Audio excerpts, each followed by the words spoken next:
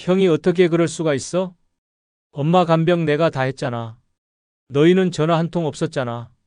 그래도 유산은 반반이야? 그게 형제야? 부모가 돌아가고 나서야 진짜 형제 자매의 민낯이 드러났습니다. 어릴 땐 그렇게 서로 챙겨주던 사이였는데 이제는 카카오톡 프로필조차 보기 싫은 존재가 되어버렸습니다. 물론 모든 형제 자매가 그렇다는 건 아닙니다. 다만 지금까지 형제 자매 때문에 마음 다치고 스트레스 받아온 분들에겐 이 영상이 분명히 남일 같지 않을 것입니다. 형제끼리 싸울 일이 뭐가 있겠냐고요? 부모 병간호, 유산 정리, 자식, 비교, 옛 감정까지 한꺼번에 폭발합니다. 피를 나눴다는 이유로 참아왔던 모든 감정이 터지면 남보다 더 무서운 존재로 변합니다. 이번 영상은 형제 자매가 왜 나이 들수록 가장 큰 상처의 원인이 되는지 그 5가지 이유를 낱낱이 알려드립니다. 절대 끝까지 놓치지 마십시오. 구독, 좋아요, 알림 설정하시면 시작하겠습니다. 아울러 많은 분들에게 공유도 부탁드립니다. 나이 들수록 형제 자매가 남이 되는 첫 번째 이유는 어릴 적 서열과 역할이 평생 굴레가 되기 때문입니다. 사람들은 착각합니다. 피를 나눈 형제니까 나이 들어도 언제든 의지할 수 있을 거라고. 하지만 현실은 반대입니다. 형제라는 이름 아래 묶인 역할과 비교, 기대와 서운함은 시간이 흐를수록 더욱 뿌리 깊은 갈등이 됩니다. 어릴 적부터 형은 책임감 있는 마지로, 막내는 응석바지로 자리 잡습니다. 이런 역할은 세월이 흘러도 사라지지 않고 오히려 나이 들수록 더욱 선명하게 되살아납니다. 어머니 병간호는 늘 큰딸 몫이고 명절상 차리는 일도 당연히 누나 몫입니다. 막내는 넌 아직 애야라는 말에 평생 철없는 취급을 받습니다. 반대로 장남은 뭐든 결정하고 책임져야 한다는 무언의 압박에 시달립니다. 젊었을 땐 참고 넘겼지만 나이 들어 병들고 약해지면 이 역할은 짐이 되고 감정의 골은 깊어집니다. 결국 서로가 서로를 불편해하고 남보다 더 남이 됩니다. 심지어 형제끼리 돈 문제가 생기면 그 관계는 걷잡을 수 없게 됩니다. 부모 유산 분배, 간병비 부담, 제사 참여 같은 민감한 문제에서 쌓인 감정은 폭발합니다. 피를 나눈 사이라 더 쉽게 상처 주고 더 깊이 원망하게 됩니다. 형제는 서로의 고통을 알아야 할 사이가 아니라 내가 왜 그랬냐며 평가하고 공격하는 사이가 되어갑니다. 서울 중계동에 사는 76세 이재호 씨는 외동딸을 키우며 혼자 살아왔습니다. 형제는 무려 5. 어릴 땐 북적이고 정 많던 집이었지만 어머니가 돌아가시고 유산 문제가 얽히면서 모든 게 바뀌었습니다. 어머니는 본인 돌보던 둘째 아들에게 전 재산을 넘겼고 이걸 알게 된 형제들은 한순간에 서로를 원망하기 시작했습니다. 내가 혼자 챙긴 거잖아. 우린 부모 얼굴도 자주 못 뵀는데 넌 왜 다 가져가? 처음엔 말싸움이었고 점점 큰형과 막내 사이에 고성이 오갔습니다. 결국 명절에도 얼굴을 보지 않고 부모 제삿날에도 제각각 따로 음식을 차렸습니다. 그 이후로는 연락이 끊겼습니다. 가족 단체방도 없어졌고 사소한 안부 전화조차 사라졌습니다. 특히 둘째 형은 마음에 깊은 상처를 입었습니다. 그때 그렇게 말할 줄은 몰랐어. 어릴 때 나 아프다고 너희가 손 붙잡고 울던 모습이 아직 기억나는데 이젠 남보다 더 낯설다. 결국 그는 형제들 번호를 전부 차단했고 이재호 씨 역시 이렇게 말했습니다. 형제는 어릴 땐 친구 같지만 나이 들면 낯선 감정의 씨앗이 됩니다. 그냥 지나간 추억 속 사람으로 두는 게 마음 편하더라고요. 가장 깊은 상처는 낯선 이에게서 오는 게 아닙니다. 진짜 아픈 말은 가장 가까운 사람에게서 나옵니다. 그리고 그 가까운 사람이 어느 순간 내 감정을 함부로 휘두르는 존재가 됩니다. 형제는 남보다 더 많은 기억을 공유한 사이이지만 바로 그 기억이 노년에는 고통의 뿌리가 되기도 합니다. 형제라는 이름은 의무가 아닙니다. 과거는 과거일 뿐 그 관계가 나를 아프게 한다면 끊는 것도 선택입니다. 가족이라는 이유로 끌려다니지 마십시오. 피보다 마음이 먼저입니다. 지금 나를 불편하게 만드는 형제 자매라면 그건 이미 남입니다. 그 인연이 나를 갉아먹고 있다면 이제는 내려놓을 시간입니다. 나이 들수록 형제 자매가 남이 되는 2번째 이유는 돈 앞에서 피보다 이익을 먼저 따지기 때문입니다. 그래도 형제인데 설마 돈 때문에 틀어질까? 이런 생각 이제는 순진한 겁니다. 현실은 훨씬 더 차갑습니다. 부모가 남긴 땅 1평, 예금, 몇천만 원 앞에서 형제는 피를 나눈 사이가 아니라 계산기를 두드리는 경쟁자가 됩니다. 유산, 간병비, 상속세, 재산 정리 문제만 나오면 그동안 쌓아왔던 감정 따위는 하루아침에 뒤집힙니다.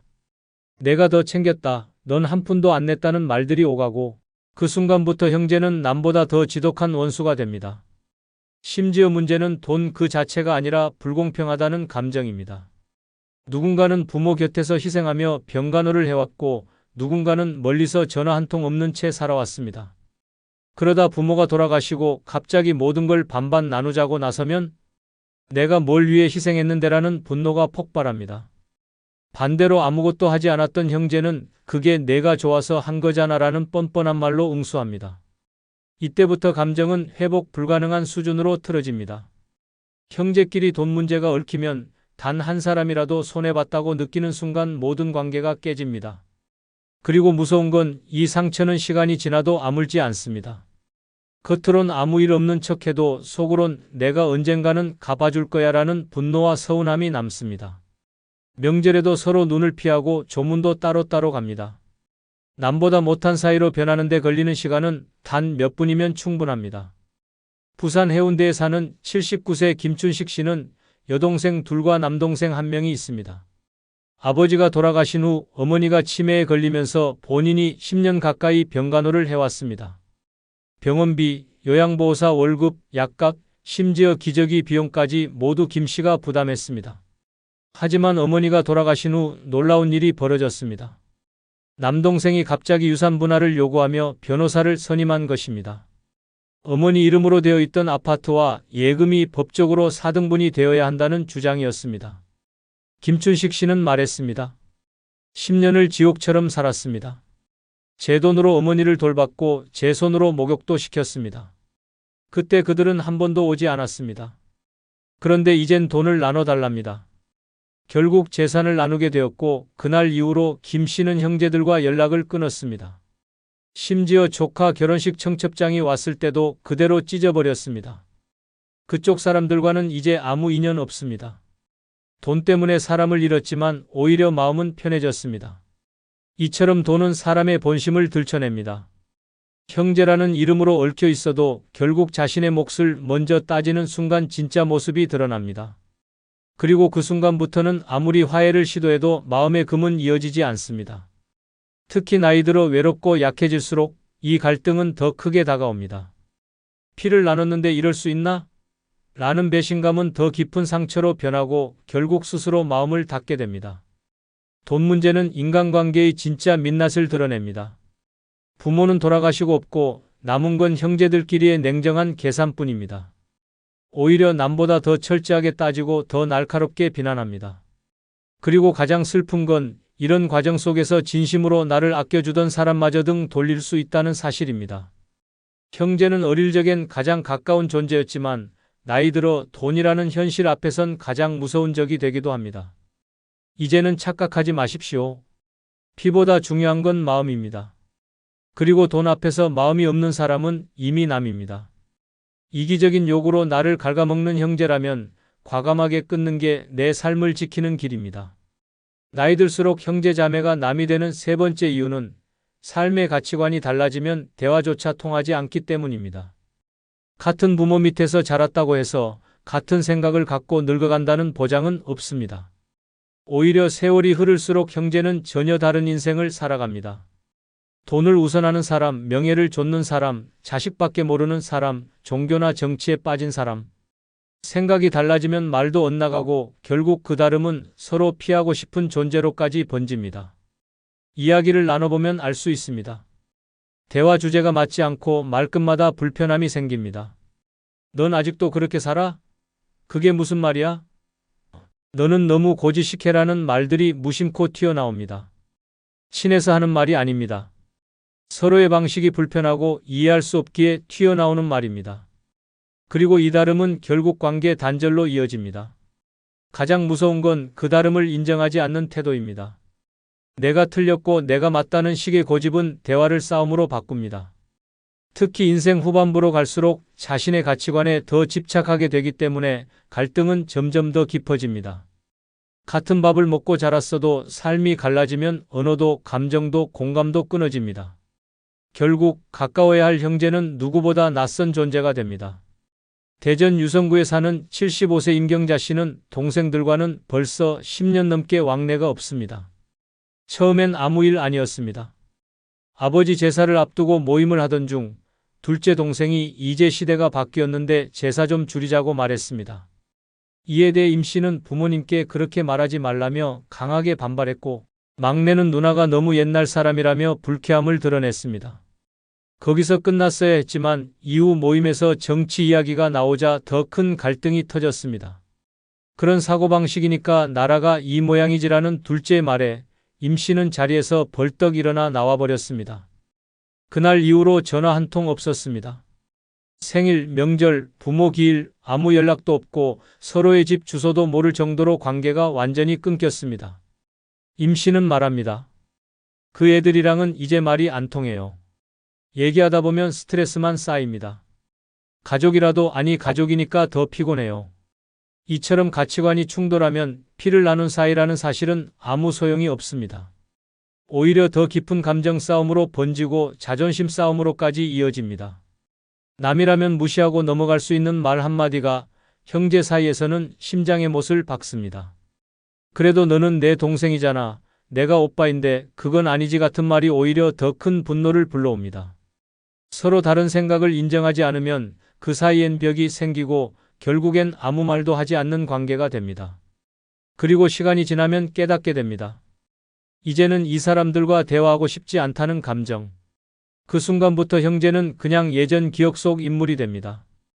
연락이 와도 받기 싫고 같이 밥을 먹자 해도 마음이 내키지 않습니다. 오히려 낯선 사람들과의 대화가 더 편하게 느껴지고 그들과의 만남이 덜 불편합니다.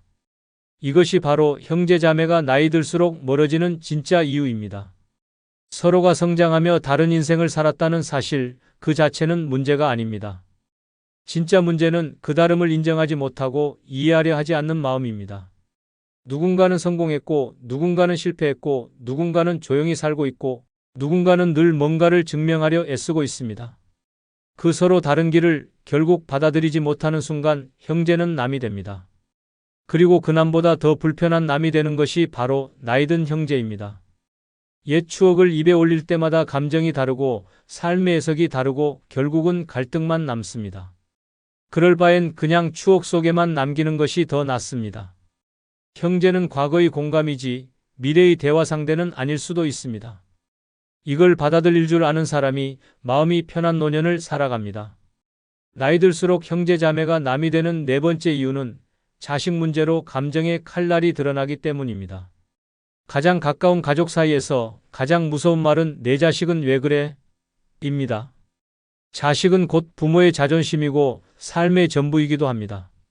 그런데 그 자식을 평가받는 순간 그 누구보다 가까웠던 형제는 단숨에 적이 됩니다. 칭찬이든 비교든 충고든 상관없습니다. 자식을 언급하는 순간 그 말은 칼이 되고 가슴에 깊은 상처를 남깁니다. 처음엔 별것 아니었습니다. 조카는 아직도 취직 못했대? 내 딸은 왜 결혼을 안 해? 이런 말들이 형제들 사이에서 오갔습니다. 농담 반 진담 반으로 시작했지만 들은 쪽은 피가 거꾸로 솟습니다. 그때부터입니다.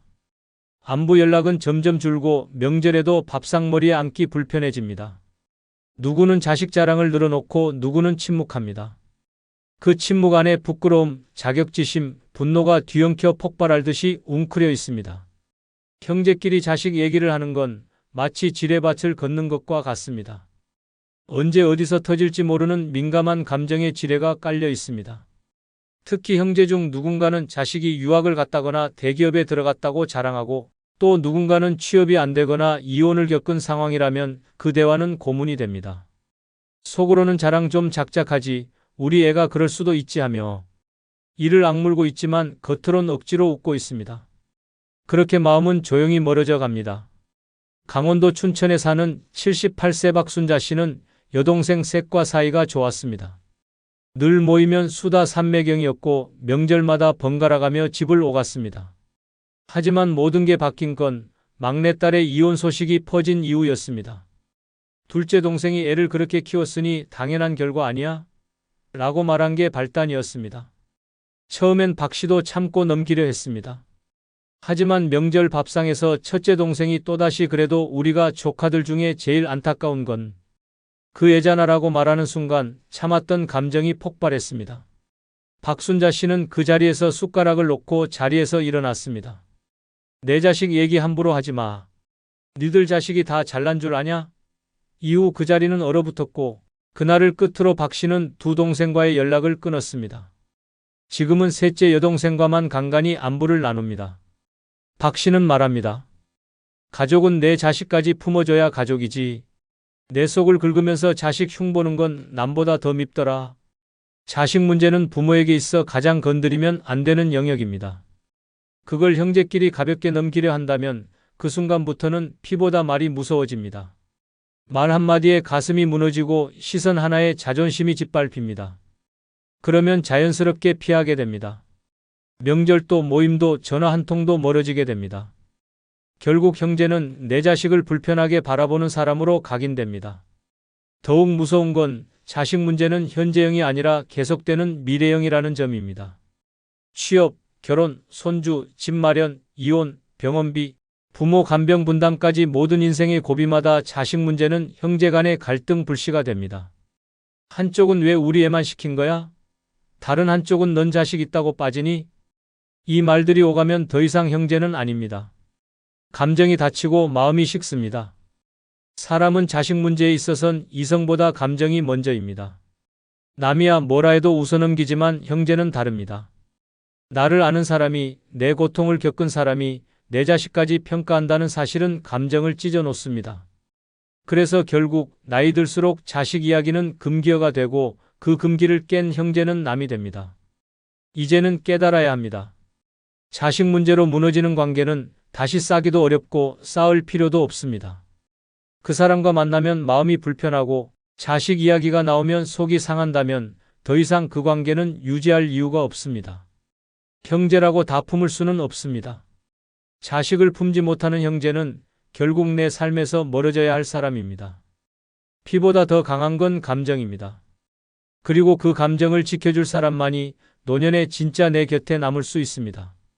나이 들수록 형제 자매가 남이 되는 다섯 번째 이유는 부모의 마지막까지 정리한 사람만 모든 원망을 떠안기 때문입니다. 당신도 겪어보셨을 겁니다. 부모가 병들고 거동이 불편해지고 결국 요양병원이나 장례식장을 오가야 할 시점이 오면 이상하게 형제들은 하나둘 사라집니다. 겉으로는 내가 멀어서 바빠서 정신이 없어서라고 말하지만 결국 그 힘든 시간엔 단 한 사람만 남습니다. 그리고 그 한 사람에게 모든 간병, 비용, 장례, 정리, 후속 처리까지 떠넘긴 채 나머지 형제는 뒤에서 손가락질을 시작합니다. 그렇게 처리하는 게 맞았냐? 왜 그 병원에 모셨냐? 엄마 유품은 왜 그리 정리했냐? 아버지 마지막 입원비는 누가 냈냐? 그때부터입니다. 부모의 마지막을 책임진 사람은 은혜도 아닌 원망을 받기 시작합니다. 가장 많이 희생한 사람이 가장 외롭고 억울한 자리에 서게 됩니다. 경기도 파주에 사는 74세 정미숙 씨는 8년 전부터 어머니를 모시며 살아왔습니다. 어머니는 치매 3기 진단을 받고 혼자서는 생활이 불가능했습니다. 4명의 형제 중 막내인 정 씨만이 손수밥을 챙기고 기저귀를 갈고 병원 진료를 동행했습니다. 한 달에 평균 90만 원씩 간병비가 나갔고 동생들은 그 사실을 알면서도 다음 달에 보탤게라는 말만 되풀이했습니다. 그러다 어머니가 돌아가시고 정 씨는 장례 준비까지 혼자 감당했습니다. 그제서야 형제들이 장례식장에 나타났습니다. 그리고 충격적인 말을 던졌습니다. 왜 엄마 유언장을 정리 안 했냐? 집 정리는 왜 내가 마음대로 했냐? 돈 쓴 내역 영수증 다 모아와라. 그 순간 정 씨는 울고 싶었습니다. 내가 뭘 잘못했는지 모르겠다는 말이 입 밖으로 새어나왔고 형제들은 서로 얼굴을 붉히며 다퉜습니다. 결국 정 씨는 어머니의 사망 이후 형제들과 연락을 끊었습니다. 통화는 물론 문자도 차단했습니다. 피를 나눈 사이였지만 마음은 다 남이었다는 말을 마지막으로 남기고 지금은 조용히 혼자 지냅니다. 정 씨는 말합니다. 내가 다 책임졌는데 돌아온 건 고맙다는 말이 아니라 왜 그렇게 했냐는 따가운 말뿐이었다. 이젠 가족이고 뭐고 믿지 않는다. 이처럼 부모의 마지막을 정리한 사람은 형제들 사이에서 잔소리 듣는 사람, 뒤끝 남는 사람, 책임 떠하는 사람으로 남습니다. 그 순간부터 사랑은 없고 의심과 불신만 남습니다. 그렇게 마음의 문은 닫히고 형제는 남이 됩니다. 형제 사이가 갈라지는 건 큰 사건이 아닙니다. 부모의 죽음 앞에서 드러나는 무책임과 뻔뻔함, 그리고 그걸 혼자 감당한 사람에게 던지는 싸늘한 말 한마디가 관계를 파괴합니다. 누구도 그동안의 희생은 기억하지 않고 남은 재산과 의무만 가지고 계산기를 두드립니다. 형제는 함께 부모를 보내야 할 사람이지만 현실은 다릅니다. 누군가는 말없이 책임지고 누군가는 뒤에서 평가하며 누군가는 아예 얼굴조차 비추지 않습니다. 그리고 끝나고 나면 그 침묵의 죄책감은 오히려 억지주장으로 뒤바뀝니다. 그때 왜 내게 한마디 상의도 안 했냐? 엄마가 원한 건 그게 아니었을 거다는 말은 모든 걸 감당한 사람을 절망에 빠뜨립니다. 결국 나이 들수록 우리는 깨닫게 됩니다. 가족이라는 이름이 모든 것을 덮어주지 않는다는 걸, 피를 나눴다고 해서 마음까지 나눈 건 아니라는 걸, 부모를 떠나보낸 그 순간 남은 건 추억이 아니라 상처이고 형제는 의지처가 아니라 감정을 짓누르는 존재일 수 있다는 걸 부모의 마지막을 정리한 사람만이 알게 됩니다.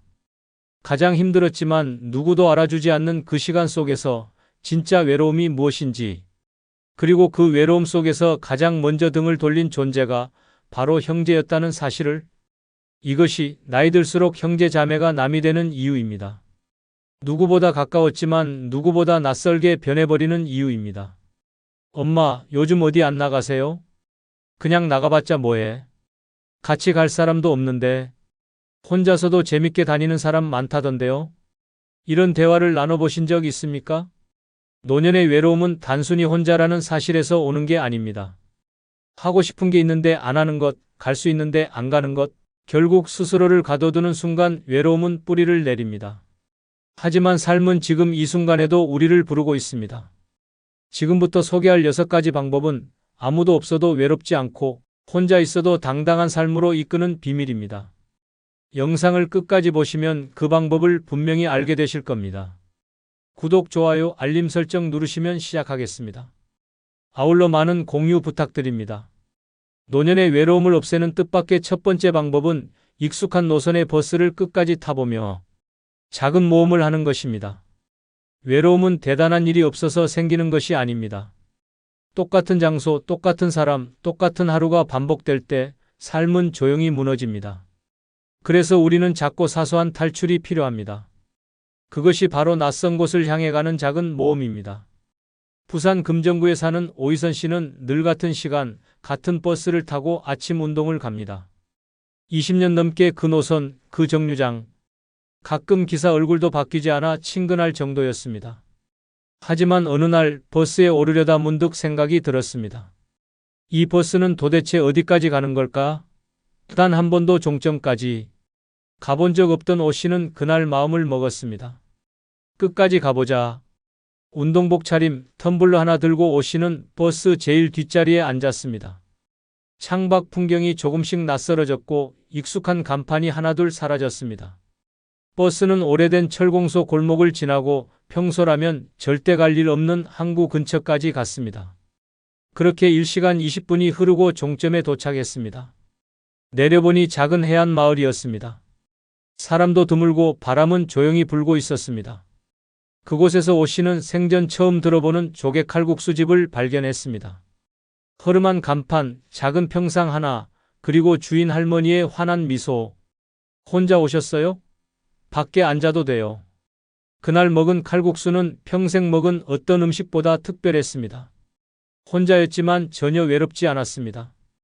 바닷바람, 따뜻한 국물, 어깨를 툭툭 치는 햇살이 함께였습니다. 식사를 마치고 다시 버스를 탔습니다.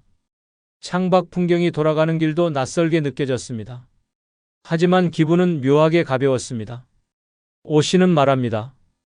딱히 큰 일은 아니었어요. 그냥 버스를 끝까지 탔을 뿐인데 집에 돌아와선 이상하게 마음이 채워졌더라고요. 그 작은 모험 하나가 오 씨의 마음을 환기시켰습니다. 내 삶에도 아직 낯선 장면이 남아있구나 하는 감동이었습니다. 노년은 안전하고 편안한 것을 추구하다 보면 오히려 삶이 더 메말라갑니다. 늘 가던 곳, 늘 보던 사람, 늘 듣던 이야기 속에 갇히면 외로움은 천천히 뿌리를 내립니다. 하지만 방향만 살짝 틀면 세상은 완전히 달라집니다. 끝까지 타본 적 없는 버스 한 번으로도 마음은 놀라울 만큼 환해질 수 있습니다. 작은 모험은 거창할 필요가 없습니다. 지도를 들고 떠나는 여행이 아니어도 됩니다. 평소 지나치기만 했던 정류장의 이름, 가본 적 없는 시장 하나, 들어가 본 적 없는 공원, 그 모든 것이 당신에겐 새로운 세상입니다. 그리고 그 낯설미, 외로움이라는 침묵을 무너뜨립니다. 혼자라는 건 고립이 아닙니다. 오히려 혼자이기에 가능한 경험이 있습니다. 누구의 눈치도 보지 않고 누구와 일정 맞출 필요도 없이 오롯이 나를 위해 움직일 수 있습니다. 그런 순간들이 노년을 자유롭게 만들고 외로움에서 멀어지게 만듭니다. 버스를 타고 종점까지 가보십시오. 그 끝에 바다가 있을 수도 있고 산이 있을 수도 있고 그저 낯선 골목이 있을 수도 있습니다. 하지만 분명한 건 당신의 마음은 출발할 때보다 훨씬 더 가볍고 따뜻해질 것입니다. 삶이 건조해질수록 우리는 새로운 공기를 마셔야 합니다. 그 공기를 찾아 떠나는 가장 쉬운 방법, 오늘 타는 버스를 종점까지 타보는 것입니다. 그렇게 당신은 노년의 외로움을 유쾌하게 이겨내는 첫 걸음을 내딛게 됩니다. 노년의 외로움을 없애는 뜻밖의 두 번째 방법은 내가 좋아하는 풍경을 보러 멀더라도 떠나는 것입니다. 보기만 해도 가슴이 탁 트이는 풍경, 마음이 고요해지는 그 장소를 찾아가는 일. 이 단순한 행동 하나가 외로움과 허무함을 이겨내는 강력한 해독제가 됩니다. 문제는 대부분의 어르신들이 멀다는 이유로, 돈 든다는 핑계로, 괜히 무리다는 생각으로 마음만 품고 떠나지 못한다는 것입니다. 경기도 이천에 사는 정순희 씨는 젊은 시절부터 바다를 좋아했습니다. 파도 소리를 들으면 불면이 사라졌고 수평선을 보면 속이 편안해졌습니다. 하지만 결혼과 육아, 자식 뒷바라지로 바다는 언제나 TV 속 풍경으로만 남아 있었습니다. 그렇게 시간이 흘러 어느덧 환갑을 넘겼고 남편은 세상을 떠났으며 자식들은 제각기 삶을 살아가고 있었습니다. 정 씨는 하루하루 집에만 갇혀 지냈습니다. 밥맛도 없고 입은 옷도 벗은 옷도 구분 없는 무채색의 날들. 특히 저녁이 되면 텅 빈 집이 더 적막하게 느껴졌고 가끔씩은 내가 왜 사는 걸까라는 허무감에 눈물이 맺혔습니다. 그러던 어느 날 우연히 TV에서 동해안 겨울바다 풍경이 나왔습니다. 매서운 파도와 찬바람 속에서도 그곳엔 생기가 있었습니다. 정 씨는 화면을 보며 중얼거렸습니다. 나도 저기 한 번은 가고 싶다. 다음 날 그는 생애 처음으로 혼자 여행이라는 걸 계획했습니다. 스마트폰도 익숙하지 않았지만 버스 예매 앱을 천천히 배우고 숙소도 직접 찾아 예약했습니다. 멀어서 못 가가 아닌 멀지만 가보자는 말로 마음을 바꾼 것이었습니다. 출발하는 날 자식들에겐 알리지도 않았습니다. 말하면 말릴 테니까요. 정 씨는 작고 가벼운 배낭 하나 메고 동해로 떠났습니다. 겨울바다는 거칠었고 바람은 매서웠지만 그의 마음은 너무도 따뜻했습니다. 작은 횟집에서 따끈한 매운탕을 먹고 해안도로를 걷다가 발에 찬 조약돌을 하나 주워 주머니에 넣었습니다. 파도 소리를 들으며 숙소 침대에 누웠을 때 정 씨는 오랜만에 웃었습니다. 살아있구나, 내가. 그렇게 다녀온 2박 3일은 평생 기억에 남을 선물이 되었습니다. 그 뒤로 정 씨는 틈만 나면 지도를 펼칩니다. 이번엔 전주 한옥마을? 아니면 남해, 다랭이 마을? 그렇게 나를 위해 떠나는 여정이 반복될수록 외로움은 조금씩 뒷걸음질 쳤습니다. 그리고 어느새 주변 사람들도 말했습니다. 요즘 얼굴 좋아지셨어요. 뭔가 표정이 밝아졌어요. 정 씨는 말합니다. 그냥 좋아하는 걸 보러 다니니까요.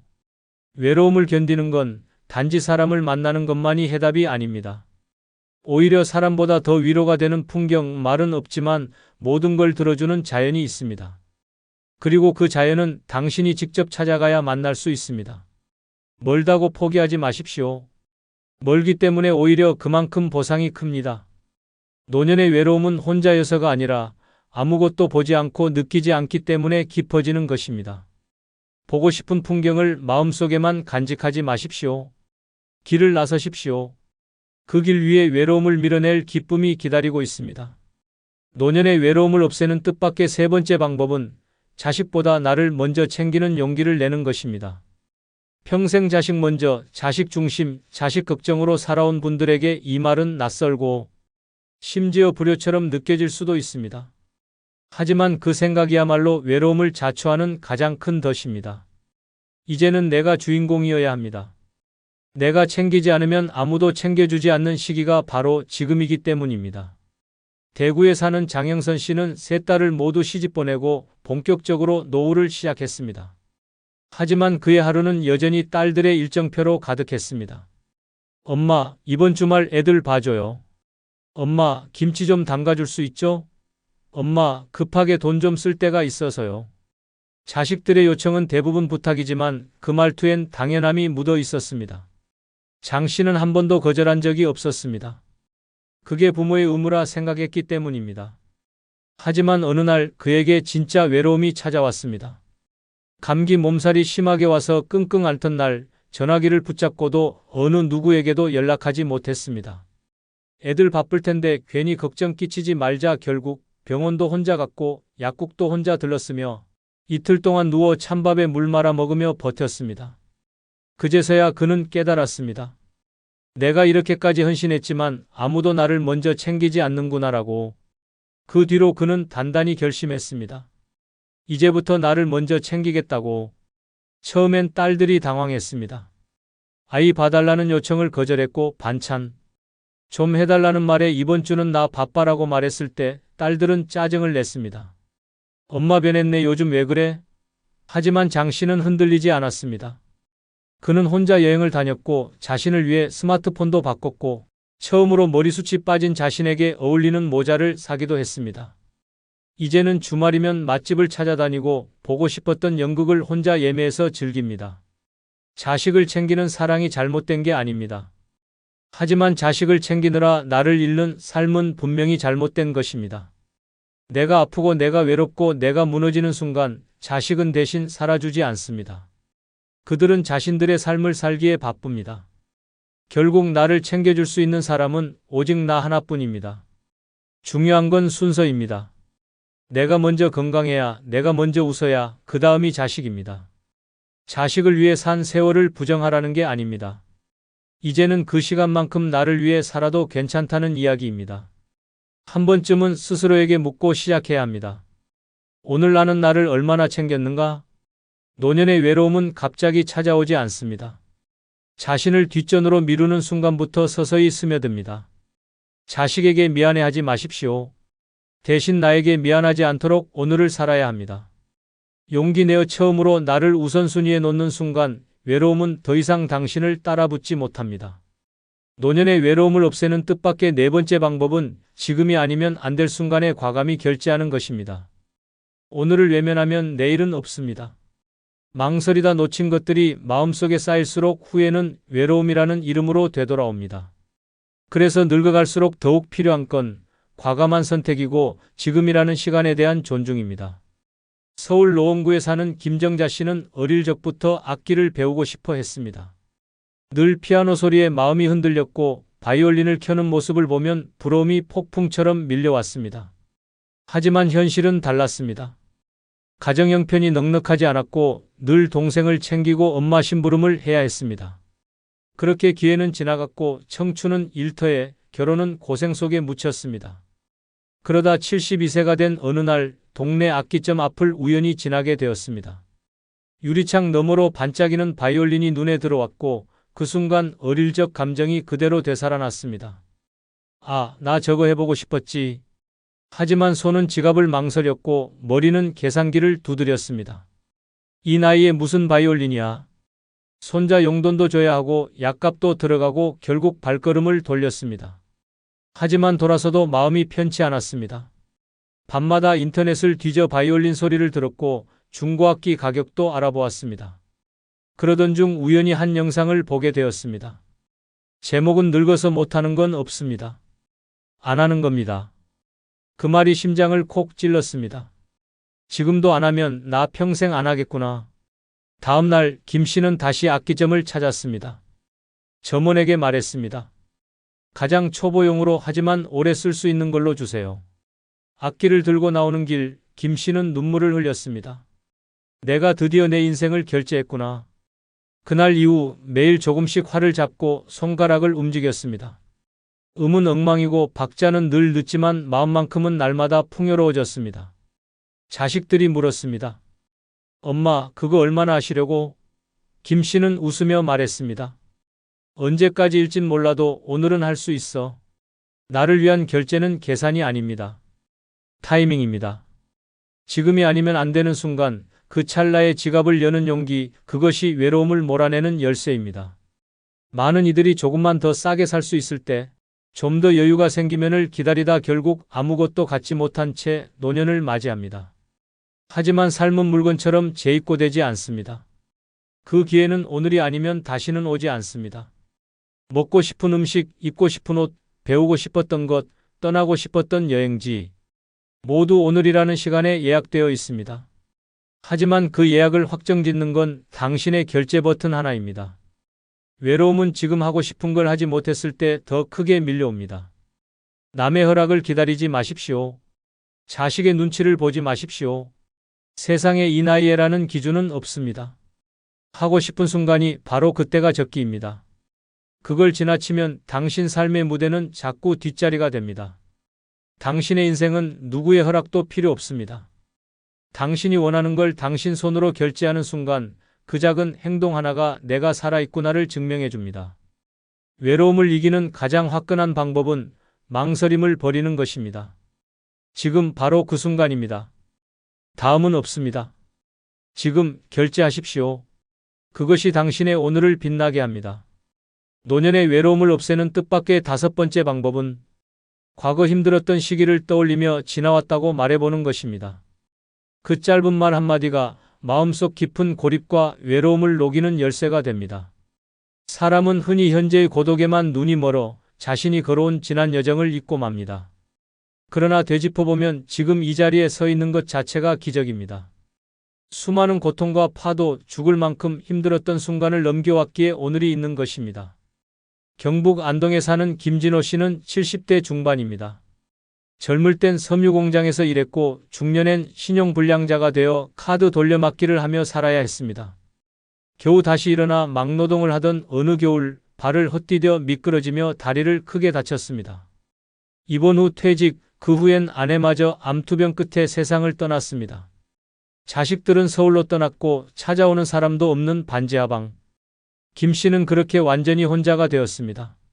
하루 종일 말을 할 일도 없는 정막 속에서 그는 점점 침묵과 외로움에 잠식되어 갔습니다. 텔레비전은 소리만 크게 울리고 밥은 늘 반찬 없이 넘기기 일쑤였습니다. 그러던 어느 날 오래된 사진첩을 꺼내 들었습니다. 80 가까운 세월이 담긴 사진들, 아직 어렸던 자식들, 병문안 온 친구들, 손에 굳은 살이 가득하던 작업복 차림의 자신, 그리고 눈에 들어온 사진 한 장. 아내와 함께 막노동 일당을 받으러 갔다가 함께 찍은 겨울철 뒷모습이었습니다. 그날 김 씨는 사진을 바라보며 아주 조용히 중얼거렸습니다. 그래도 다 지나왔구나. 그 한마디에 눈물이 뚝뚝 흘렀습니다. 지금껏 견뎌온 시간들이 자신을 일으켜 세웠다는 사실이 너무도 분명하게 다가왔기 때문입니다. 자식이 없어도 돈이 없어도 친구가 없어도 지나온 시간이 자신을 지켜주고 있었습니다. 우리가 노년에 느끼는 외로움은 지금 누구와 함께 있느냐보다 내 인생을 어떻게 바라보느냐에 달려 있습니다.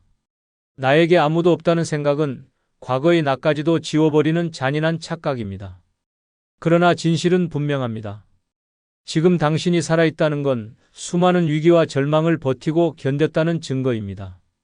지금 고요한 하루 속에 숨어있는 외로움도 언젠가 돌아보면 지나가는 계절처럼 멀어질 것입니다. 그러니 오늘 한번 아무도 없는 방 안에서 혼잣말을 해보시기 바랍니다. 그땐 정말 죽고 싶었지. 그런데 지나왔다. 그렇게 말하고 나면 어쩌면 가슴이 울컥할 수도 있고 무언가가 툭 하고 떨어져 나간 듯 가벼워질지도 모릅니다. 이 짧은 말 한마디는 당신에게 자신을 위로할 힘이 있다는 사실을 일깨워줍니다. 과거는 묻어두는 것이 아니라 꺼내어 안아주는 것입니다. 그렇게 우리는 상처 속에서 회복을 배웁니다. 외로움은 결국 나만 힘든 게 아닐까라는 불안에서 시작됩니다. 하지만 내 인생의 고난과 생존의 흔적을 다시 꺼내볼 때 우리는 자신이 얼마나 강했는지를 깨닫게 됩니다. 사람은 누구에게나 서러운 날이 있습니다. 그러나 살아남은 자는 그 시간을 말로, 기억으로, 온몸으로 통과한 자입니다. 당신은 이미 그 모든 걸 해냈습니다. 그래서 외롭지 않아도 되는 자격이 있습니다. 오늘이 비록 고요하고 텅 빈 하루라 해도 당신의 인생은 뜨겁고 굵직하게 지나왔습니다. 외로움을 이기는 방법은 특별한 누군가를 기다리는 것이 아닙니다. 내 지난 날의 나를 꺼내어 그에게 말 건네는 것입니다. 잘 버텨줘서 고맙다. 다 지나왔다. 그 말이 지금의 당신에게 따뜻한 친구가 되어줄 것입니다. 노년의 외로움을 없애는 뜻밖의 6번째 방법은 함께 갈 사람이 없어도 여행 가방을 싸는 것입니다. 누군가와 함께해야만 여행이 의미 있다고 믿었던 시간은 이제 끝내야 합니다. 나와의 여행은 외로움의 처방전이자 인생의 가장 진한 위로가 됩니다. 늦은 나이에 혼자 떠나는 여행이 두렵고 쓸쓸하게 느껴질 수 있지만 그 안에는 생각보다 놀라운 자유와 충만함이 숨겨져 있습니다. 전남 해남에 사는 박복자 씨는 70을 훌쩍 넘긴 홀몸 어르신입니다. 남편은 50대 중반에 세상을 떠났고 자식 둘은 수도권에 살면서 설이나 추석에만 연락이 닿을 정도입니다. 한때는 자식들과 단풍 여행을 꿈꿨고 친구들과 봄꽃 축제도 가보고 싶었습니다. 하지만 다들 시간이 없었고 말만 무성했지 날짜는 잡히지 않았습니다. 그렇게 10년이 흘렀고 결국 박 씨는 그 어떤 여행도 가지 못한 채 외로움에 눌려 지냈습니다. 어느 날 저녁 박 씨는 TV에서 혼자 전국을 돌며 살아가는 할머니의 다큐멘터리를 보게 되었습니다.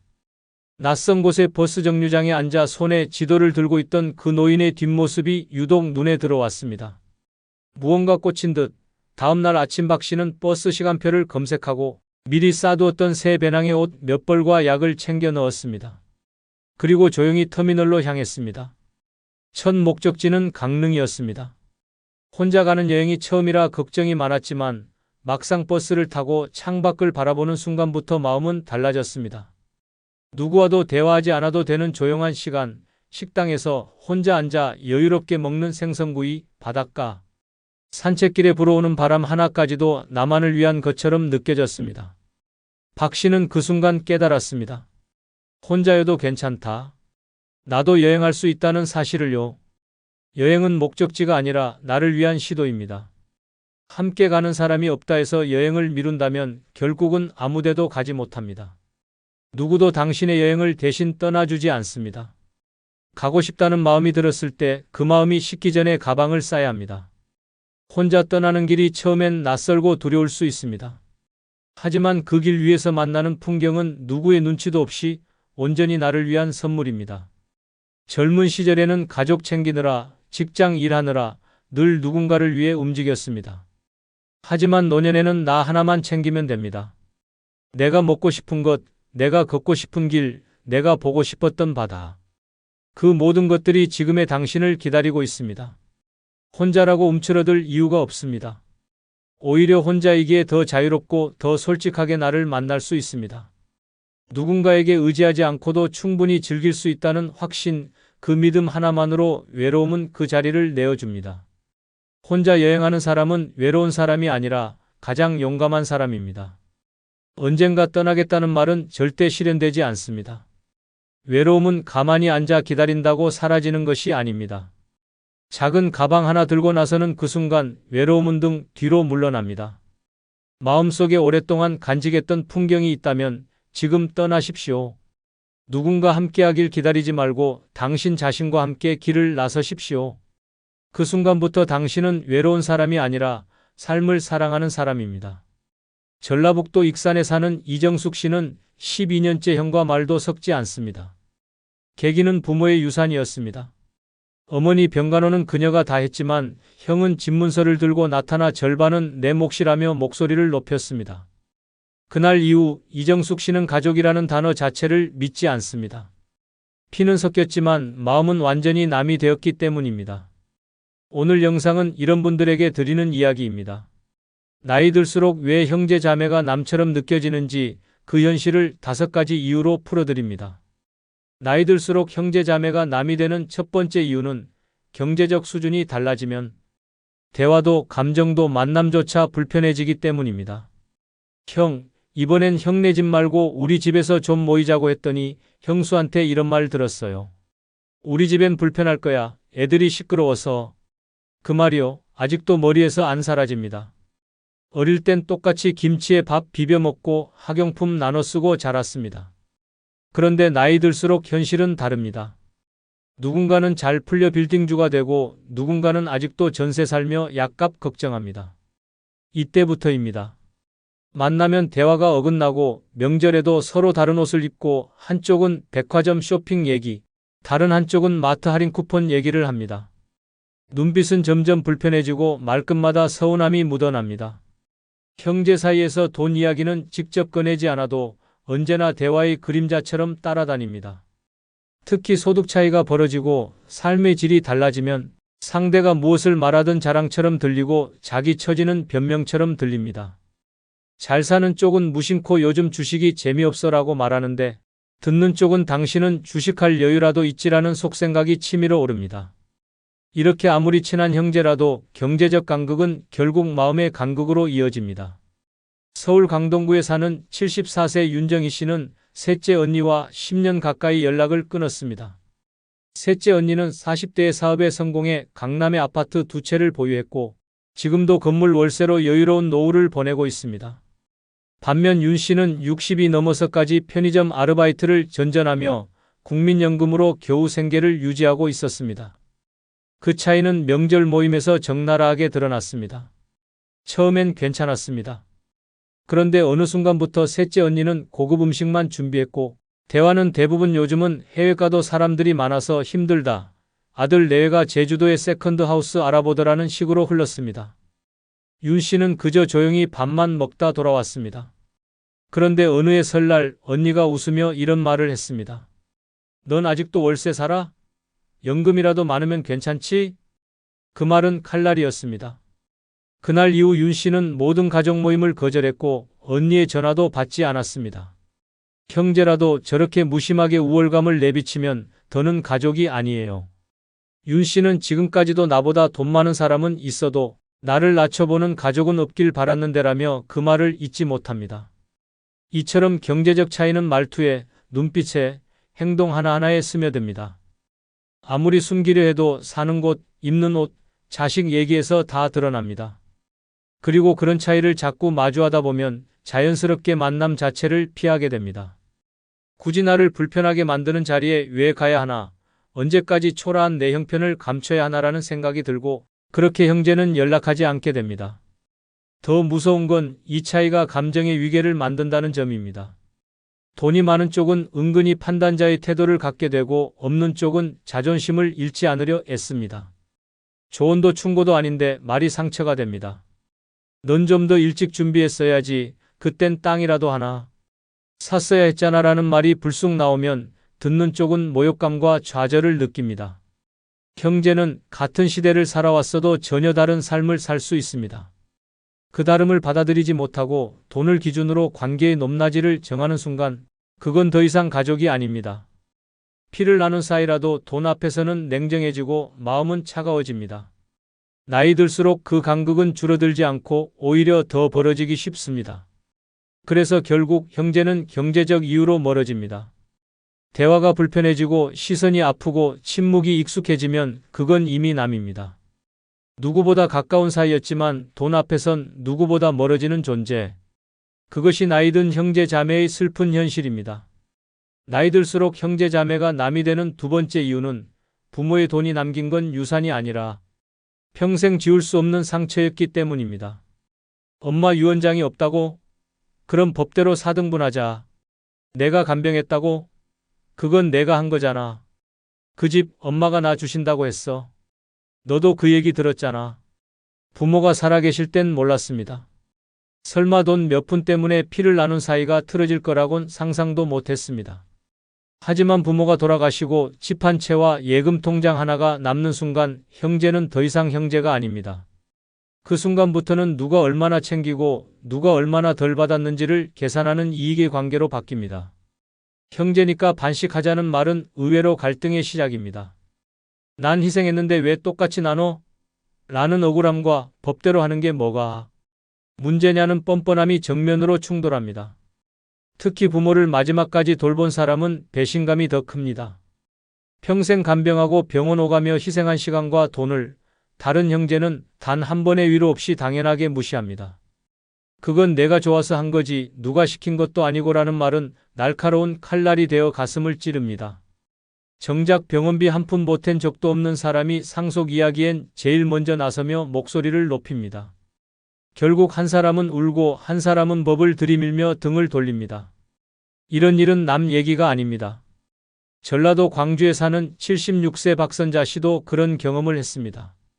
막내딸로서 아버지가 뇌졸중으로 쓰러지신 후 무려 9년간을 병간호했습니다. 형제 셋 중 유일하게 아버지 곁을 지키며 대소변을 받아냈고 요양보호사 급여와 병원비 대부분을 혼자 부담했습니다.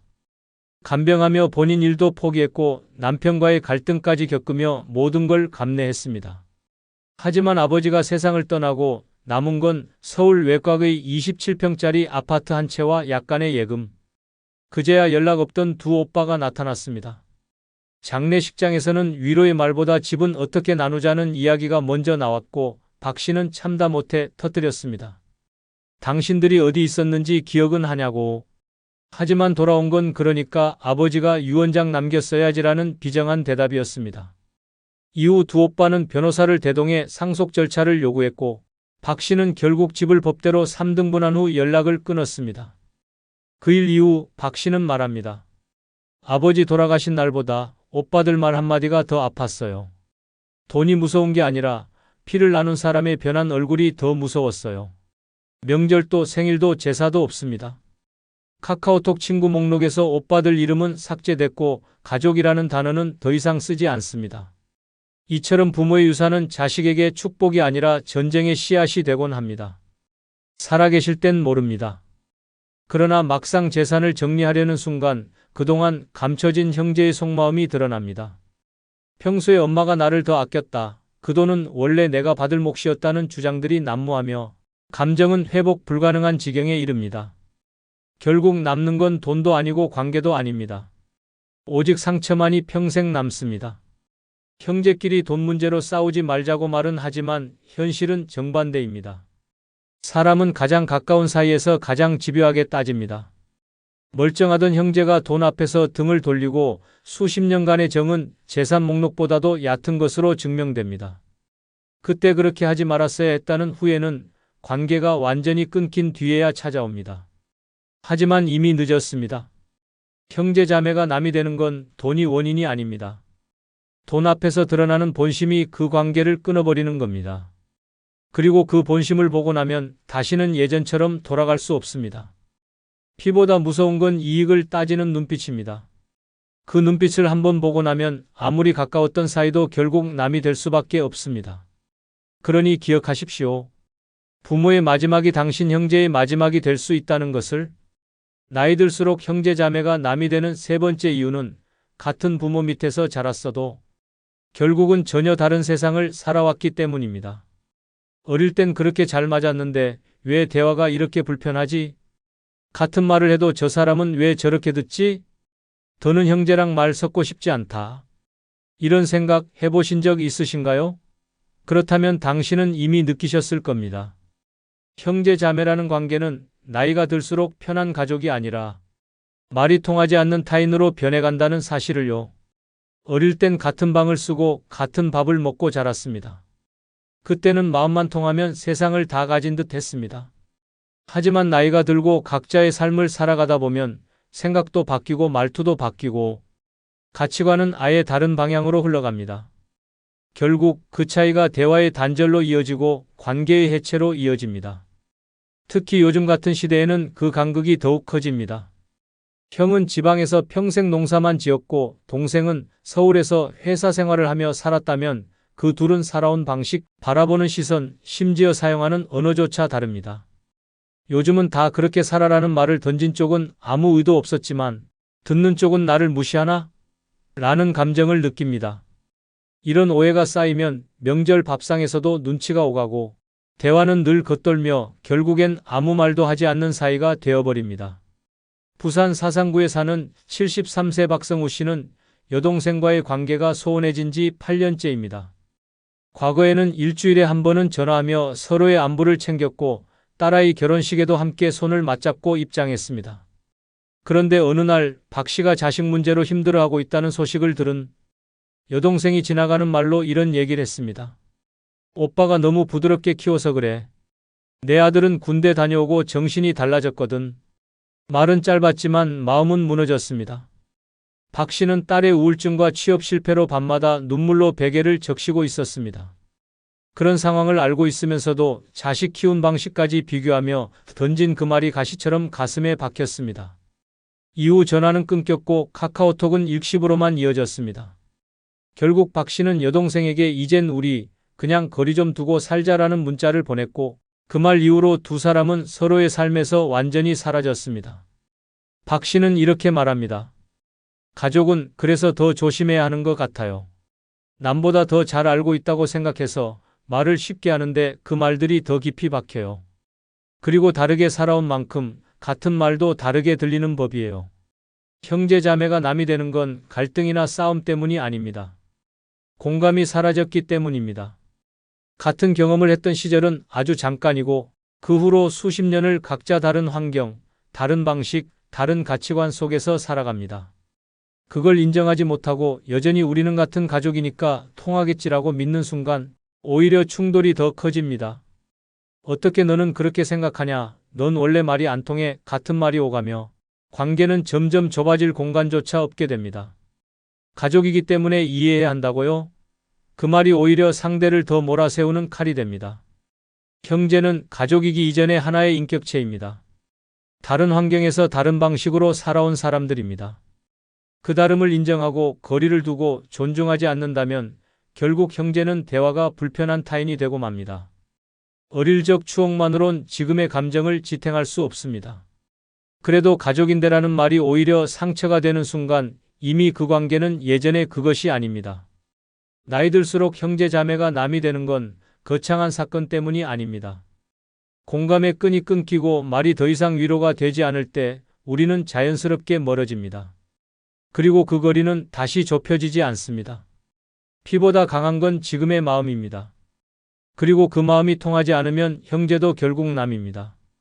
나이 들수록 형제 자매가 남이 되는 네 번째 이유는 자식 문제로 시작된 갈등은 절대 원래대로 돌아가지 않기 때문입니다.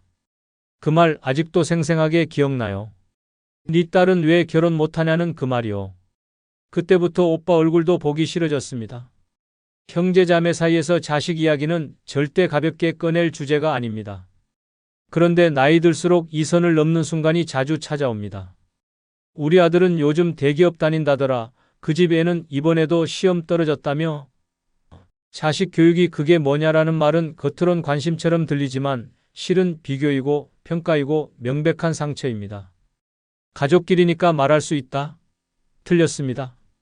형제끼리라서 더 못해야 할 말이 있습니다. 특히 부모 마음은 자식에게 가장 약하기에 자식 문제를 건드리는 순간 그 감정은 걷잡을 수 없이 무너집니다. 칭찬조차도 불편하게 들립니다.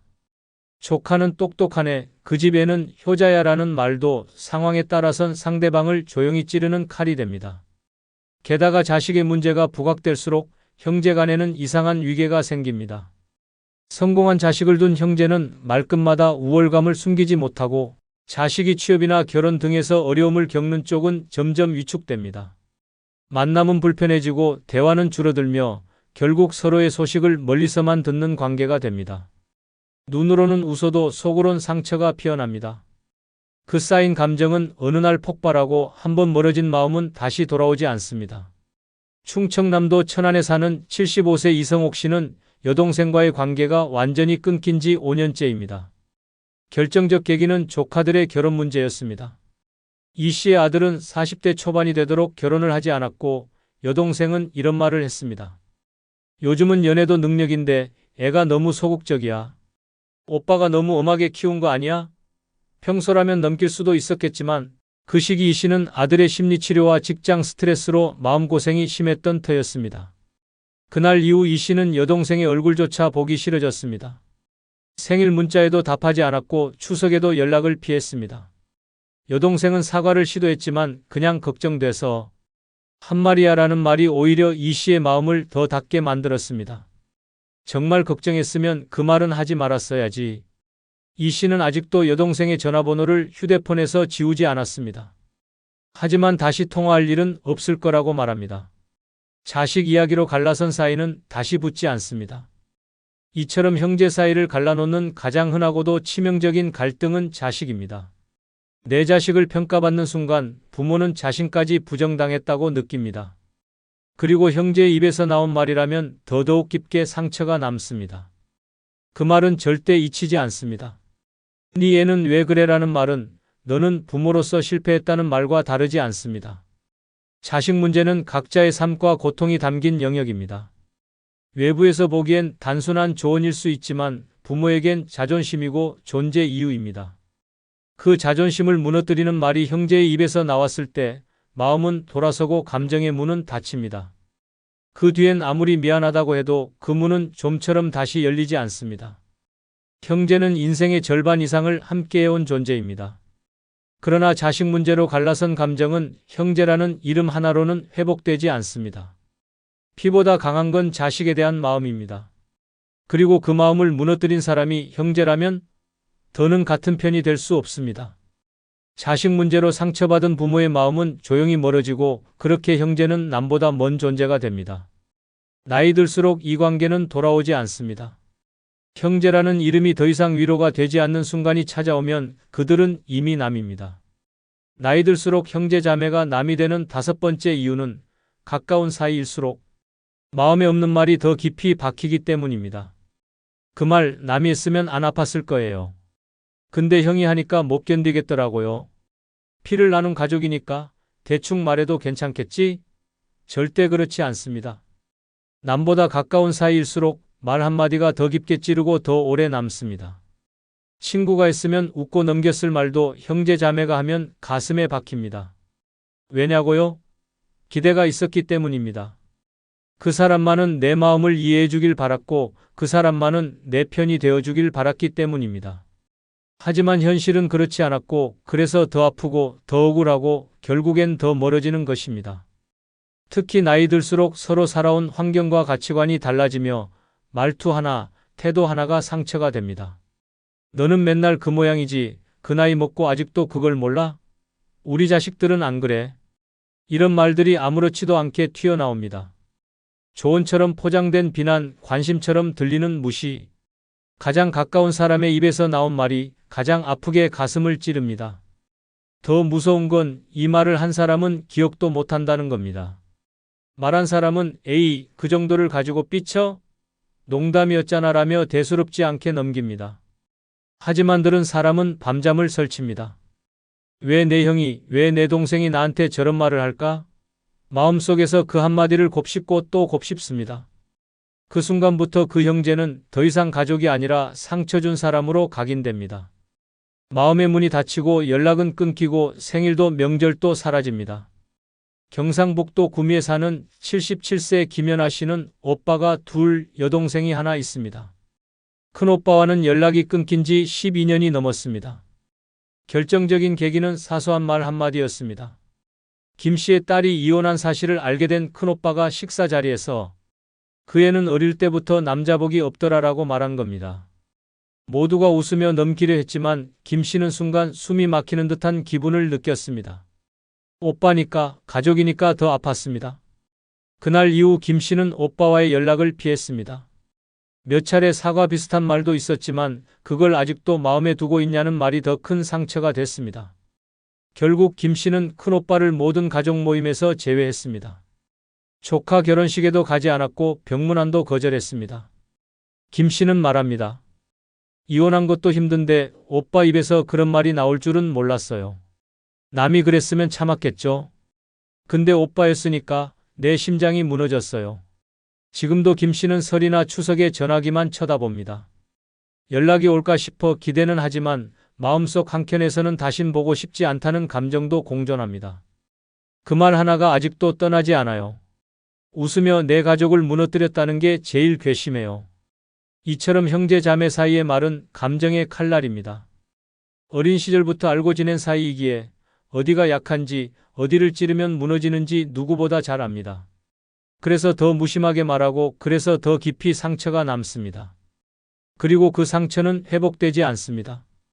그냥 흉터가 아니라 관계 자체를 끊어버리는 절단선이 됩니다. 형제자매는 가까운 사이입니다. 그래서 더 말에 조심해야 하고 더 배려가 필요합니다. 하지만 나이 들수록 사람들은 말의 무게를 잊어버립니다. 내가 누군데라는 착각에 빠져 상대의 감정을 짓밟는 말을 쉽게 던집니다.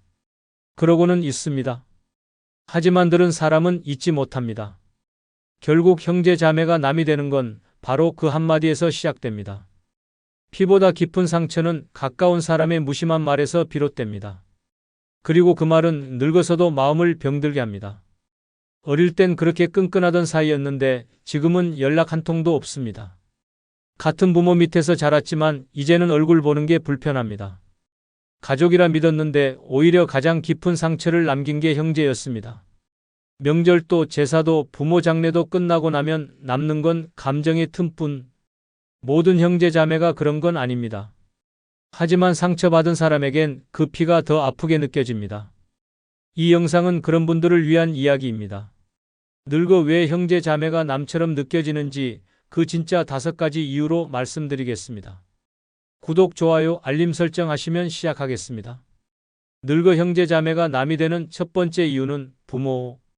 봉양 문제로 남는 건 희생한 사람의 억울함과 갈등뿐이기 때문입니다. 당신들 다 어디 있었어? 아버지 요양병원에 누가 몇 번이나 왔는지 알아? 간병비는 왜 나만 냈는데 이제 와서 왜 상속 얘기부터 꺼내는데? 이 말 당신도 혹시 가슴속에서 꺼내고 싶었던 적 있습니까? 형제 자매가 남이 되는 건 어느 날 갑자기 시작되지 않습니다. 가장 먼저 금이 가는 순간은 부모님이 병들어 누우셨을 때입니다. 한 사람은 어깨를 짓누르는 현실을 감당하고 다른 형제들은 바쁘다, 애들 키우느라 힘들다며 멀어집니다. 그렇게 한 사람에게 모든 부담이 쏠립니다. 간병, 병원 수발, 병원비, 돌봄. 형제는 많아도 손 내미는 사람은 없습니다. 처음엔 이해하려 했습니다. 그러나 시간이 흐르고 부모의 마지막이 다가오면 얘기는 달라집니다.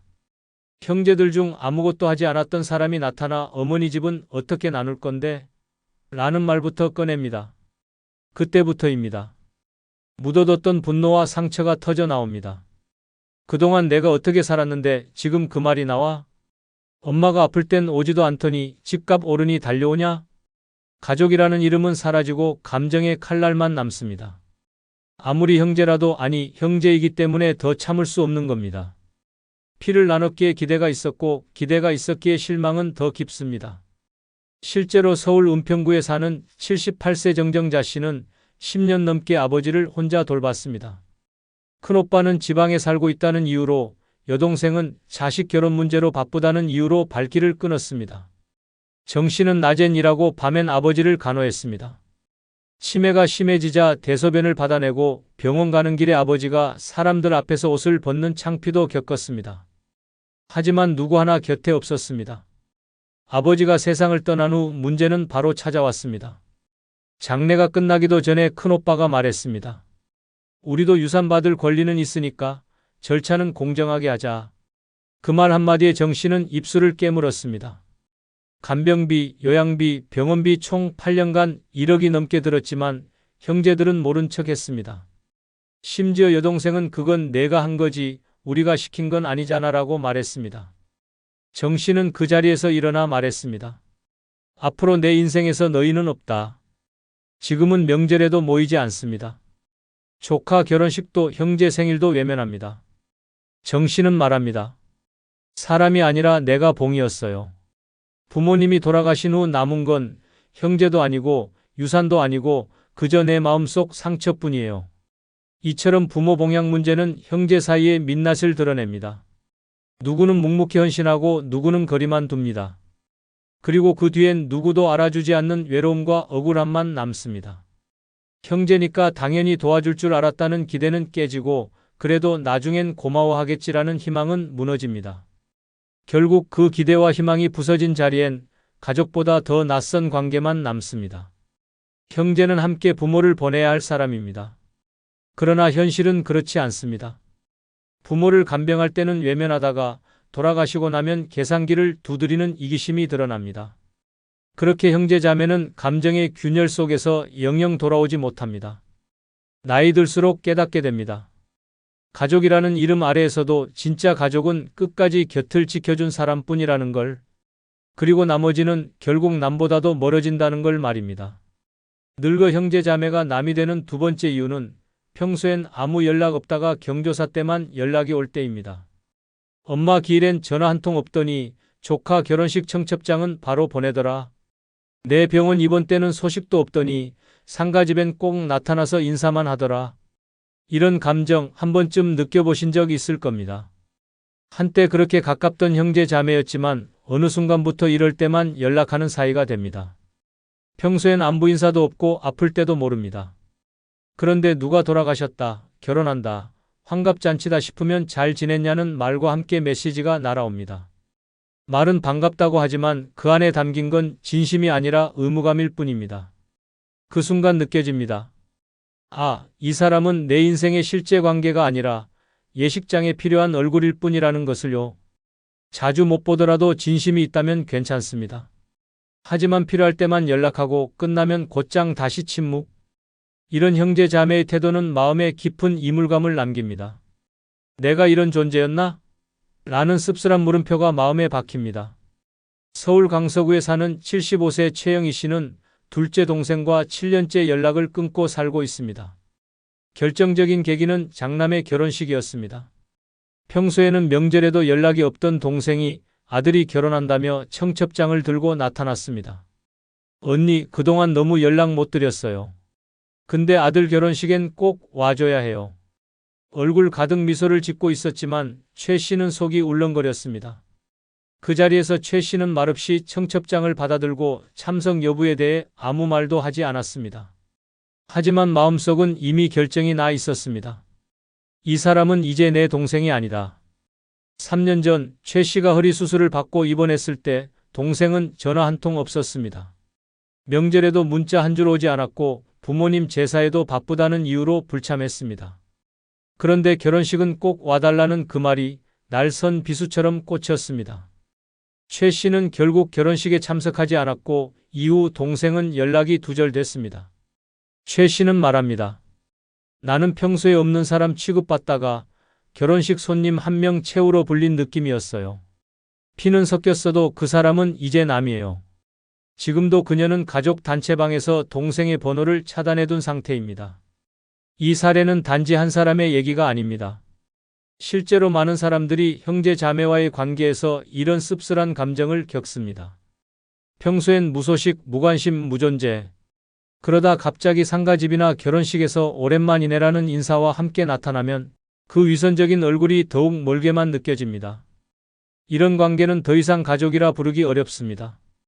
관심이 단절된 채 오직 사회적 체면이나 형식으로만 이어지는 관계는 가족이 아니라 비즈니스에 가깝습니다. 나이 들수록 진짜 가족은 자주 보지 않아도 서로의 삶에 관심을 갖는 사람이어야 합니다. 하지만 경조사 때만 나타나는 형제는 오히려 남보다 더 큰 공허함을 안겨줍니다. 가장 슬픈 건 그런 연락조차 점점 사라진다는 겁니다. 마지막 인사는 장례식장일 수도 있습니다. 그마저도 우리 서로 너무 오래 멀어졌지라는 말 한마디로 끝나버립니다. 그리고 그 이후엔 정말로 남이 됩니다. 마음이 끊긴 형제는 한때의 추억만 남기고 내 삶에서 조용히 사라집니다. 나이 들수록 우리는 알게 됩니다. 진짜 가족은 경조사 때만 찾는 사람이 아니라 평소에 내 안부를 궁금해하는 사람이라는 걸. 그리고 그 사람이 아니라면 피를 나눴어도 남입니다. 그 어떤 사연보다 아프고 그 어떤 이별보다 조용한 관계의 끝. 그것이 형제 자매가 남이 되는 마지막 모습입니다. 늙어 형제 자매가 남이 되는 세 번째 이유는 어릴 적 서운함을 여전히 품고 있기 때문입니다. 그때 왜 나만 시장에 안 데려갔는지 아직도 기억나요. 새 옷은 늘 언니가 먼저였고 나는 물려입기만 했어요. 엄마가 아플 때 언니는 자고 있었고 난 밤새 물수건 갈았어요. 이게 무슨 유치한 감정이냐고요? 아닙니다. 어릴 적 서운함은 절대 사라지지 않습니다. 사소해 보이는 기억일수록 더 오래 남아 마음속을 찌릅니다. 그리고 그 감정은 나이 들어 형제 자매를 만날 때마다 조용히 올라옵니다. 겉으로는 웃고 있지만 속으론 여전히 그때의 서러움을 끌어안고 있는 것입니다. 형제 사이가 어릴 땐 자연스러웠습니다. 하지만 각자 다른 방식으로 사랑받고 각자 다른 위치에서 성장하며 쌓인 감정은 결코 똑같지 않았습니다. 특히 마지는 책임감과 부담감, 막내는 응석과 자유, 중간은 소외감이라는 고정된 틀이 형성됩니다. 이런 차별 아닌 차별이 반복되면 마음속에 나는 늘 덜 사랑받았다는 인식이 자리 잡습니다. 그리고 이 감정은 성인이 된 이후에도 형제를 대할 때 무의식적으로 영향을 줍니다. 대구 수성구에 사는 75세 김혜순 씨는 세 자매 중 둘째입니다. 평생을 조용히 살아온 그녀는 큰 언니와 말도 섞지 않은 지 15년이 넘었습니다. 그 계기는 명절 상차림을 준비하던 중에 언니가 아무렇지 않게 던진 한마디였습니다. 넌 어릴 때도 늘 조용했잖아. 엄마한테 딱히 혼난 기억도 없지? 그 순간 김 씨는 심장이 덜컥 내려앉았습니다. 평생 끌어안고 있었던 감정이 바로 그 말에서 무너졌기 때문입니다. 그녀는 어릴 적부터 항상 중간이었습니다. 큰언니는 장녀라는 이유로 가족의 기대를 한몸에 받았고 막내는 귀엽다는 이유로 항상 사랑을 받았습니다. 반면 그녀는 늘 눈치를 보며 중간을 지켜야 했고 무엇 하나 마음대로 해본 기억이 없었습니다. 친구들과 소풍 갈 때도 언니는 돈을 받고 막내는 도시락을 싸갔지만 자신은 내가 알아서 해라는 말을 들었습니다. 김 씨는 그 서운함을 수십 년간 마음에 묻고 살았습니다. 하지만 그날 언니가 던진 한마디에 모든 게 터졌습니다. 넌 사랑받는 게 뭔지 몰라. 그래서 그렇게 된 거야. 말을 내뱉고 김 씨는 그 자리를 박차고 나왔습니다. 이후로는 명절 초대도 받지 않고 언니의 안부 전화도 받지 않습니다. 지금도 김 씨는 말합니다. 사람은 나이 들어도 안 변해요. 어릴 때 누가 날 아프게 했는지, 누가 날 외면했는지 그건 죽을 때까지 기억납니다. 그 말 속엔 억울함과 서운함이 뒤섞여 있었습니다. 김 씨에게 형제는 가족이 아닌 감정을 되새김질하게 만드는 잊고 싶은 관계가 되어버린 것입니다. 이처럼 형제 사이에 남아있는 오래된 감정은 쉽게 없어지지 않습니다. 특히 그 감정이 서운함일 경우 겉으론 아무 일 없는 듯 보여도 속으로는 계속 골마갑니다. 어릴 적 차별받았다는 기억, 부모가 누구를 더 아꼈다는 의심, 형제가 내 마음을 몰라줬던 순간들이 하나둘 되살아납니다. 그렇게 형제는 지금의 말보다 과거의 감정으로 판단되는 존재가 됩니다. 무엇보다 무서운 건 그 감정이 쌓이기만 하고 풀리지는 않는다는 점입니다. 나이 들수록 대화는 줄고 감정 표현은 더 어려워집니다. 결국 한마디 사과도 없이 오해를 안고 관계는 끊어집니다. 그리고 그 이별은 슬프기보다 차라리 후련합니다. 이제는 더 이상 상처받지 않아도 된다는 해방감이 따릅니다. 형제자매는 나를 가장 오래 본 사람이지만 그만큼 나를 가장 깊이 다치게 할 수 있는 사람입니다. 그 관계를 유지하려면 과거의 감정을 끌어안고 사는 것이 아니라 그 감정을 인정하고 조심하는 태도가 필요합니다. 하지만 대부분은 그걸 외면합니다. 그리고 결국 서로를 피하고 서로를 잊고 서로를 남처럼 대하게 됩니다. 나이 들수록 형제 자매가 남이 되는 건 단지 지금의 일이 쌓여서가 아닙니다. 오히려 어린 시절 내내 꾹꾹 눌러왔던 감정이 나이 들수록 더 자주, 더 깊게 올라오기 때문입니다. 그 감정을 풀지 못하고 살아온 사람들에겐 형제라는 존재가 결국 남보다 더 불편한 관계로 남을 수밖에 없습니다. 그리고 그 이별은 조용하지만 영원합니다. 늙어 형제 자매가 남이 되는 네 번째 이유는 노후 생활이 경제적 비교의 대상이 될 때 관계가 감정 아닌 숫자로 무너지기 때문입니다. 형네는 해외여행 다닌다며? 너희는 연금 많이 나오잖아. 그렇게 좋은 데서 살면 명절에 선물 하나쯤 더 할 수 있잖아? 처음엔 농담이었습니다. 하지만 그 말 속엔 뾰족한 칼날이 숨어 있습니다. 노후의 삶이 잘 사는 사람과 간신히 버티는 사람으로 나뉘기 시작하면 형제자매는 서로에게 위로가 아닌 불편한 거울이 됩니다. 만나면 괜히 위축되고 말 한마디에도 자존심이 흔들립니다. 부동산, 연금, 자식의 직업, 병원비 걱정까지 모두가 비교의 대상이 되고 그 비교가 마음의 벽을 세웁니다. 특히 60대를 넘어서면 삶은 더 분명히 갈립니다. 공무원 연금이나 퇴직금이 넉넉한 형제는 한 달에 2번 골프 치러 나가고 생활형 알바로 겨우 버티는 형제는 교통비 아끼려고 약국도 걸어갑니다. 그런 상황에서 우리 와이프는 이번에 안마의자 바꿨어 같은 말은 상대에게 수치심과 허탈함을 안깁니다. 아무리 형제라도 경제적 차이는 마음을 멀게 만듭니다.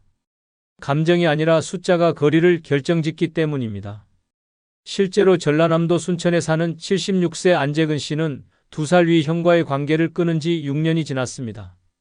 두 사람은 어릴 적부터 친구처럼 지냈고 청년기엔 함께 자취하며 서로의 삶을 응원하던 사이였습니다. 그러나 은퇴 후 모든 게 바뀌었습니다. 형은 공기업에 다니다가 정년퇴직하며 공무원 연금에 가까운 수준의 월급여를 받았고 안 씨는 자영업 실패로 퇴직금도 없이 65세까지 일하다 겨우 국민연금으로 생계를 이어가고 있었습니다. 차이는 모임에서부터 드러났습니다. 형은 언제나 좋은 옷을 입고 왔고 요즘 골프장에서 바람 쐬니 허리도 안 아프더라며 건강 자랑을 했습니다. 안 씨는 웃으며 들었지만 속은 끓어올랐습니다. 대화의 끝은 늘 요즘 연금도 쥐꼬리라 생활이 빠듯해라는 안 씨의 말. 그리고 그래도 형제끼리 뭔가 도우며 살자는 형의 말이었습니다. 그 말은 늘 부담이었고 빚진 기분이 들었습니다. 결정적인 사건은 명절 때 일어났습니다. 형이 가족 모임에서 아들 이야기를 꺼내며 이렇게 말했습니다. 우리 애는 이번에 벤츠 뽑았대. 그런데 재근이 내 아들은 요즘 뭐해? 그 순간 안 씨는 수저를 내려놓았습니다. 가슴이 찢어지는 기분이었습니다. 그의 아들은 회사를 다녀 구조조정을 당한 후 3년째 백수였고 우울증 약을 복용 중이었습니다. 그걸 알면서도 아니 알기에 일부러 꺼낸 말 같았습니다. 그날 이후 안 씨는 모든 가족 모임을 끊었습니다. 전화도 받지 않았고 형에게 이제 각자의 삶에 집중하자는 문자를 보낸 뒤 차단했습니다. 지금은 조카 결혼식에도 가지 않고 고모 제사도 따로 지냅니다. 형이 날 깎아내렸다는 느낌 아직도 생생합니다. 피는 섞였지만 마음은 다르다는 걸 그날 확실히 알았어요. 이처럼 노후에 드러나는 경제적 격차는 형제 사이의 감정을 잠식합니다. 누구는 여유롭게 요양병원을 고르고 누구는 통장 잔고 보며 진료일을 미룹니다. 그때 너도 조금만 일찍 준비했으면 좋았을 텐데라는 말 한마디는 평생 쌓아온 형제애를 무너뜨립니다. 형제자매는 돈을 나누지 않더라도 감정을 나눌 수 있어야 합니다. 하지만 노년의 삶은 그마저도 어렵습니다. 돈은 말에 태도를 입히고 시선의 위계를 만듭니다. 부러움이 질투가 되고 위로가 오지랖이 됩니다. 결국 같은 피를 나눈 사람이 세상에서 가장 불편한 존재가 됩니다. 나이 들수록 우리는 돈이 곧 자존심이라는 걸 알게 됩니다. 그리고 형제는 그 자존심을 가장 쉽게 건드리는 사람입니다. 비교당하는 순간 말없이 무너집니다. 경제력이 다르면 삶이 다르고 삶이 다르면 감정도 함께 멀어집니다. 그렇게 형제자매는 가장 오래된 타인이 됩니다. 피는 섞였지만 마음은 이미 남입니다. 늙어 형제자매가 남이 되는 5번째 이유는 같은 뱃속에서 태어났어도 살아온 방식과 가치관이 너무 다를 때입니다. 그 얘기를 형이 그렇게 받아들일 줄은 몰랐어요. 그 말을 듣고는 이 사람하고는 대화 그만해야겠다 싶었습니다. 어릴 땐 똑같은 장난감 갖고 놀고 같은 밥상에 둘러앉아 웃었던 사이였습니다. 하지만 시간이 흐르고 각자 다른 세상을 살다 보면 형제라고 해도 생각은 완전히 달라집니다. 아니, 오히려 형제이기 때문에 더 충격이 큽니다. 같은 부모 밑에서 자란 사람이 이렇게까지 나와 다를 수 있나? 이질감이 들고 그 다름이 견딜 수 없는 벽이 되는 순간 형제는 남이 됩니다. 가치관의 차이는 사소한 말에서 시작됩니다. 예를 들어 누군가는 자식은 알아서 크는 거야 라고 말하고 다른 누군가는 부모 책임이지 애가 왜 망가져? 라고 받아칩니다. 정치, 돈, 결혼관, 노후관 대화 주제가 뭐든 결국은 서로를 평가하고 비난하는 결론에 도달합니다.